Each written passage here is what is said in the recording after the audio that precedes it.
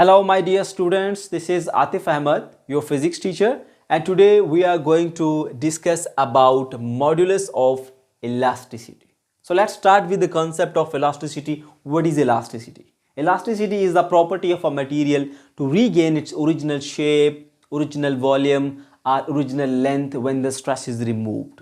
For example, we have a rubber band of specific length and we have applied some tensile stress on it, or we simply stretch it. So there will be some deformation in the body, the length of the body is increased.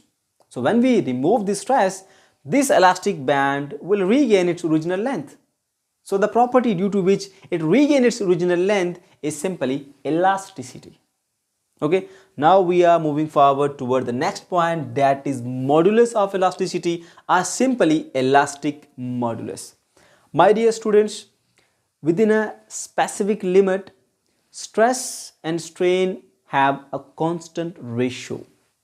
If you apply some stress on the body, there will be some strain. If you increase the stress, there will be increase in the strain. If you further increase the stress, there will be further increase in strain. But remember that within a certain limit, there will be constant ratio between stress and strain, and that constant limit is called elastic limit. I will further explain in the next lecture.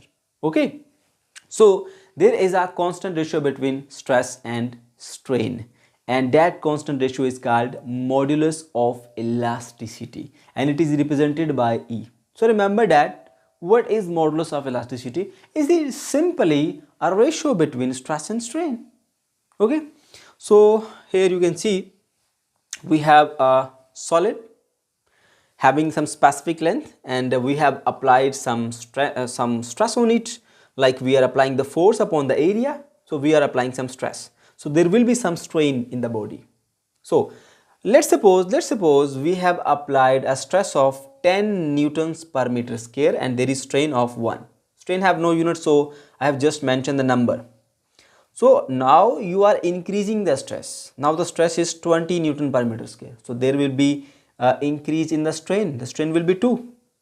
You are further increasing the stress. Now the stress is 30 newton per meter square. Now the strain will further increase and the strain is 3. So have a look. At that point, there is some ratio between stress and strain. 10 divided by 1 is equals to 10. So ratio is 10. So at the next point, the ratio between stress and strain, 20 divided by 2 equals to 10. Again, the ratio is 10.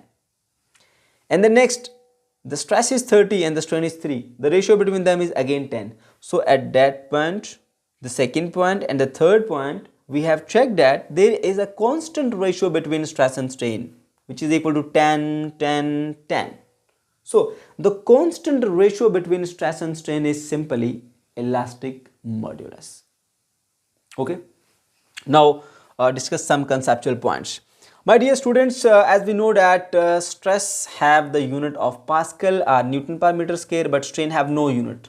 So the formula of elastic modulus is stress over strain. So strain have no unit, so only the unit of stress will be used in this elastic modulus.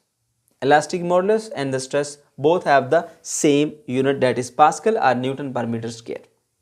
Okay. The next point is about the larger or smaller value of elastic modulus of a material.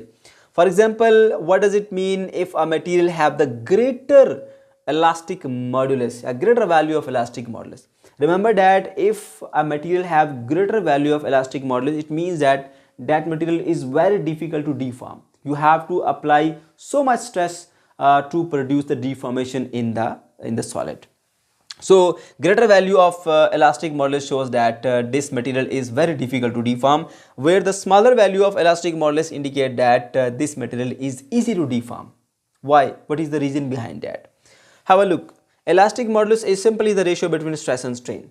If you are applying the too much stress, the value of stress will be greater, and there will be very low strain, the value of strain will be smaller.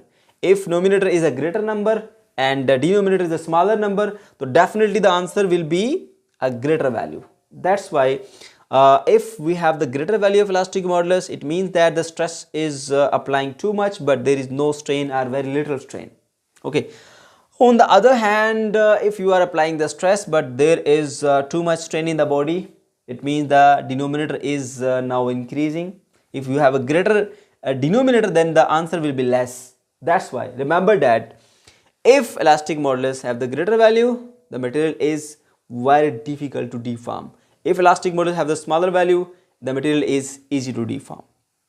Okay, now as we have learned about different types of stress and strain, like tensile stress, volumetric stress, shear stress. Similarly, tensile strain and volumetric strain and shear strain. So we also have the three types of modulus, that is Young's modulus, bulk modulus and shear modulus. So we have learned what is the modulus. Modulus is simply the ratio between stress and strain. But if you have tensile stress and tensile strain, then the ratio between tensile stress and tensile strain will be Young's modulus, and it is represented by Y. So what is the stress? Stress is force upon area. And what is tensile strain? You are applying the stress on the body and there is some extension in length. So change in length with respect to original length is the tensile strain. We have learned in the previous lecture. Okay. So this is the formula of Young's modulus, represented by Y. Stress to strain ratio. Stress is force upon area and strain is change in length with respect to original length. Like we have a cylinder and its original length is L0. You are applying the tensile stress and there is increase in length, that is delta L.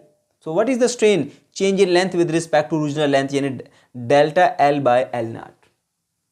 Okay. Now we just have to simplify this equation. We have the two fraction F by A and delta L divided by A, and again there is a fractional sign.